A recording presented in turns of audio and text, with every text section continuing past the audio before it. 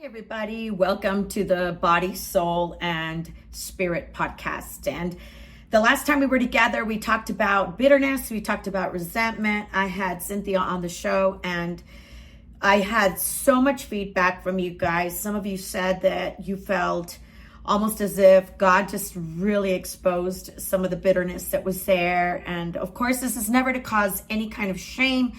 It is just to make us very aware. But I want to keep diving into that because I thought about like the areas where resentment really, where does it come from? Like, why is it there? Why is bitterness there? I think that we need to dig a little deeper.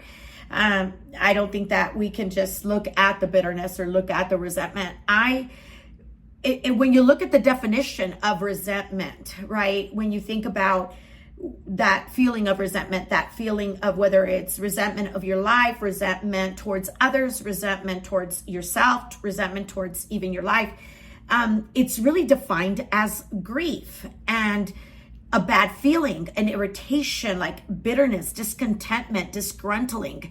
And as people become resentful or bitter, I think I want to journey the grief in that, because when you think of resentment, you cannot disconnect it from grief. Grief is actually sometimes, more often than not, connected to resentment, connected to bitterness. And so the question that I want us to really dive into is the bitterness and is the resentment connected to grief?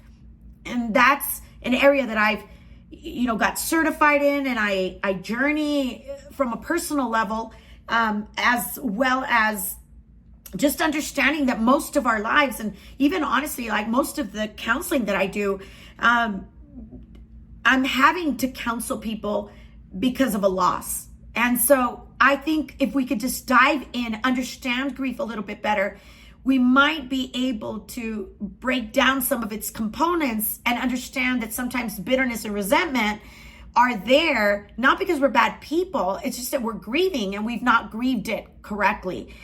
Now, let me start by saying this as we dive into grief. People tend to believe that grief shrinks over time, when in reality, it doesn't. So let's just get that straight. Grief does not shrink over time. What really happens is that we grow around grief. So think about something that you're grieving about.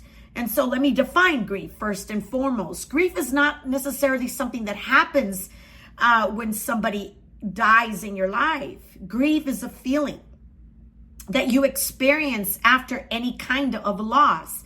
You could lose health. You could lose cars, houses, family, loved ones. You could just the loss of a career, the loss of a physical, maybe an impairment now that you have. It could be any loss, the loss of a pet, the loss of mental health, the loss of not being happy that you once used to be happy. And now you find yourself maybe being more sad. You went through something and now you just can't seem to do what you used to do. That breeds grief, a loss of a lifestyle, the loss of a dream, the loss of things that fell apart, the loss of hope, the loss of, a loved one. Maybe you went through a divorce, the loss of something because of a betrayal. It could even be retirement. I've had to counsel people that were now in retirement, and there was such a drastic change. They found themselves so deeply embedded in their career, and now that's gone. When something that you used to do a certain way, and then there's a change, and now you feel and perceive that the world is changing. It could be now you have a baby, and now things have changed.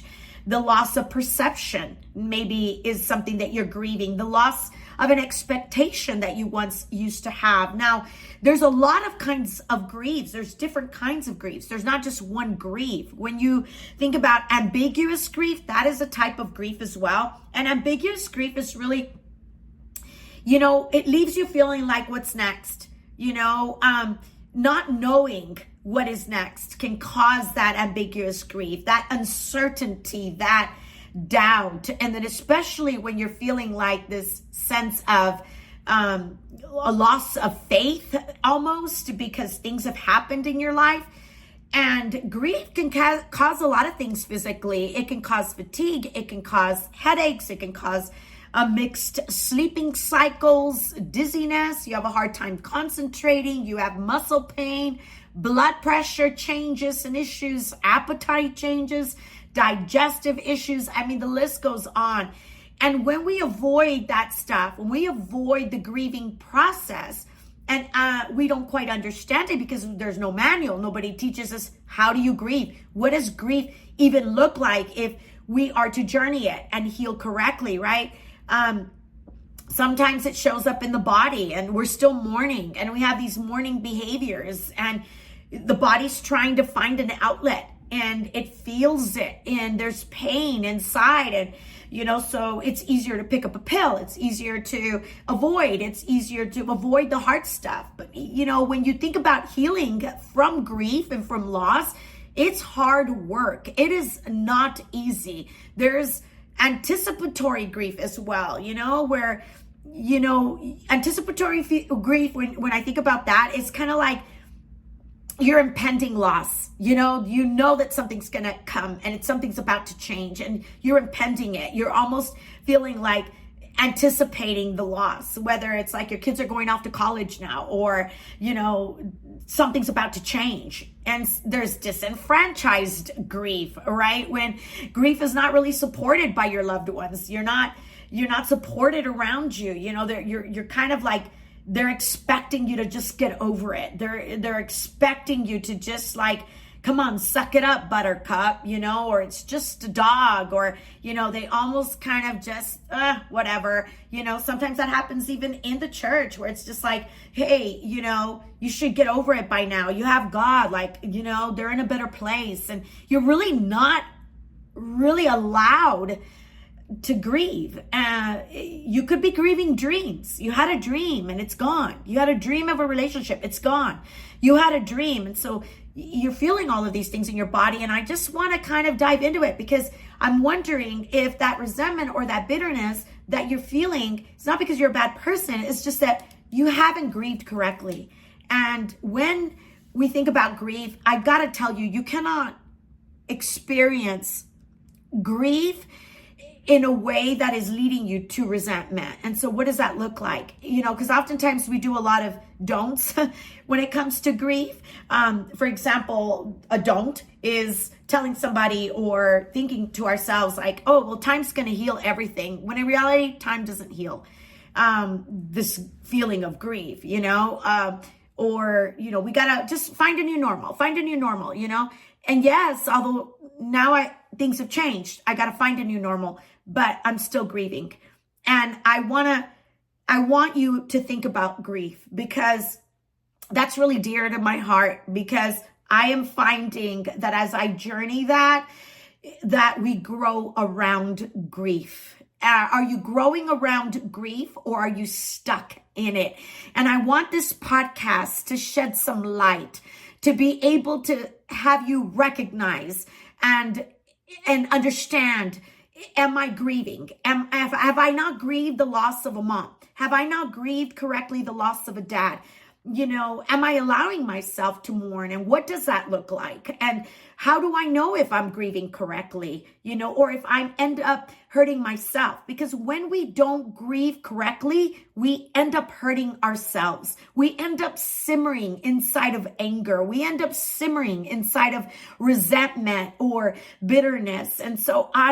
And we wind up hurting ourselves, and we wind up taking it out on ourselves. We wind up feeling that bitterness and resentment. So when we don't deal with grief correctly, when we don't understand it, we don't understand its stages. And like, for example, anger. And when I don't deal with that correctly, then I end up taking it on myself, and I end up with a feeling of resentment, and I end up with a feeling of bitterness. So I want us to just take the first step to really heal. If you are grieving, 1, recognize it. 1, identify it. 1, recognize is, hey, wait, maybe I'm grieving. And who better to teach us to grieve is Jesus.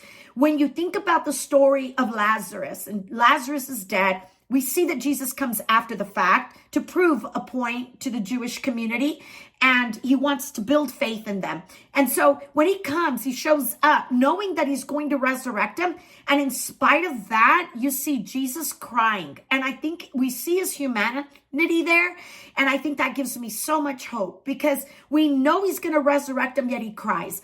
Why would Jesus cry knowing that he's going to resurrect him? And I think that God allows us to see the compassion in Jesus, but not only that, to allow us to see his humanity, that he hurts too, that he gets the grief, he gets loss, he understands it. And so, number one, we've got to recognize it, not just sit in it and brew in it, but really, and not simmer in these emotions, but really identify them. So your first step to healing is going to be identify it, recognize it. Don't deceive yourself. Don't tell yourself, yeah, I got to get over it. I got to cross this bridge. It happened a long time ago. I really have to just get over it. I'm going to go in self-care. No, you have to identify like, hey, I'm grieving.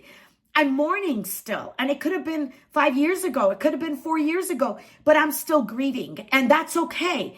And what am I going to do with that? And I don't want to hurt myself. I don't want to simmer in bitterness. I don't want to look in retrospect and just have bitter feelings towards my life, resentful towards my life, but really look within and recognize this is grief and I need to grieve it correctly.